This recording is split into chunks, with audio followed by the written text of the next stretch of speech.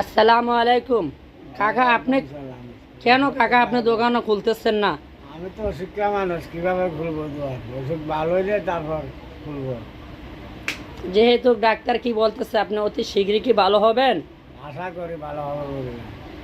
তো যেহেতু আপনার যে কাস্টমার আপনাকে খুঁজতেছে তাদের বিষয়ে আপনি কি বলবেন?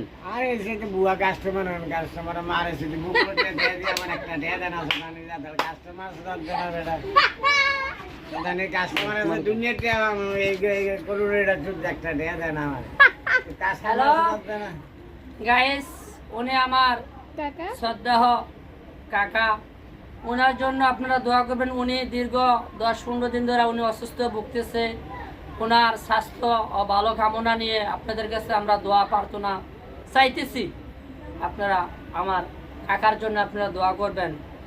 উনি হচ্ছে দয়াল, সবার জন্য উনি দয়ার ভালোবাসা দেখায়।